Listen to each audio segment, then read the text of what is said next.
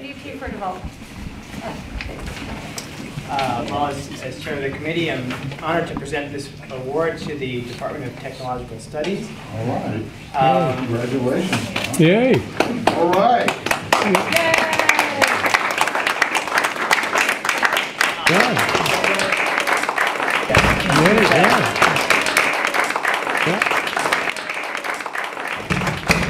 It's nice sometimes to be lucky rather than good sometimes, and in this case it was an individual who graduated from here in 1932 who quite honestly, until this gift came along, had made 2 contributions in their lifetimes. He was a lifelong education teacher in elementary education, and she came here, went with State Teachers College.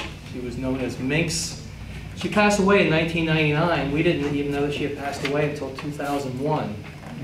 And it was in 2004 that a family member and executor of the estate had revealed to us that she had left a sizable sum for the College of New Jersey in her will that was to be used at our discretion, but in a couple of different ways. One was for scholarship, and one was for faculty excellence. And Dave Tiffany, who I worked with for a number of years in the early 2000s, worked closely with the Faculty Senate early on, and the Faculty Senate really, and in Minx's spirit, this was created. And like I said, you don't know when these things are going to come along, and you don't know the kinds of things. Our regret was that we never really had an opportunity to find out from Mildred what actually shaped her thinking, except that she obviously had a very meaningful experience.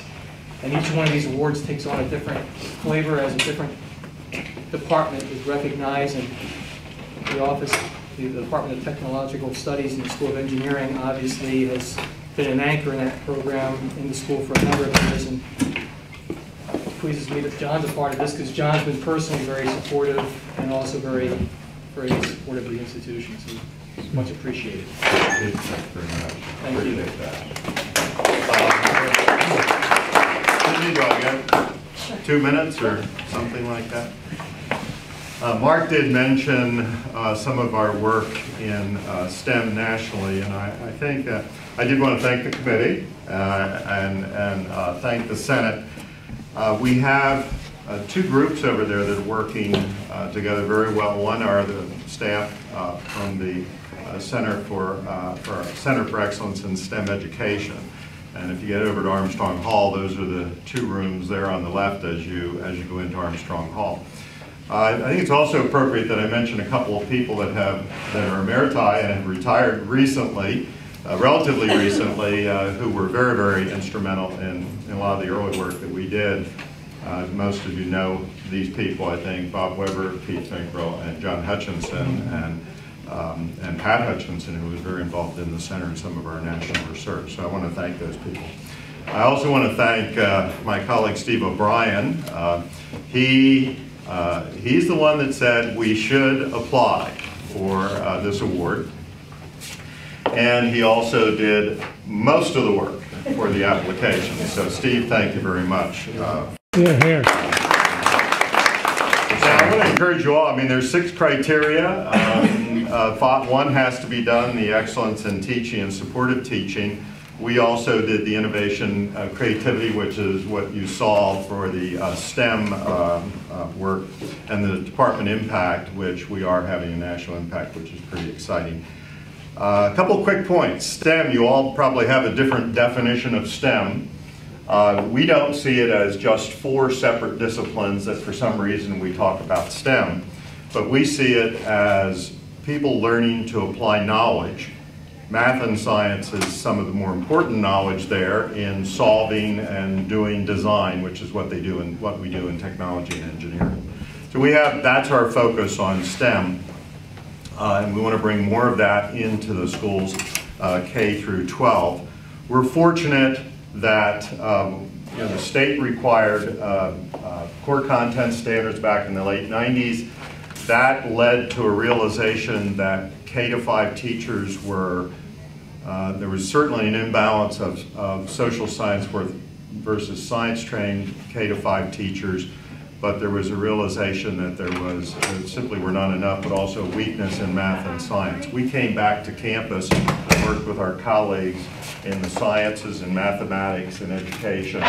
And we created the MST major, which you really have to view as a STEM major. That major has gone from 1 student in 2000 to over 160 today. We're really turning the tables on what these people look like when they go out. And that's why there's a lot of national interest and attention to the program. The National Academy of Engineering asked us, Steve and I were down there, asked us, they were very interested in our MST major, I think as a national model for training teachers. And we're pretty excited about the possibility of the College of New Jersey establishing a model for the national training of K-5 teachers in STEM and in the STEM areas. But they asked us, how did we know that this was working? And to his credit, Steve came back and really started to do a lot of research on the major, also working with colleagues in math to do some additional research, and we're getting really wonderful results. So that's exciting. We put a pre-engineering focus to our secondary major, so we're doing that.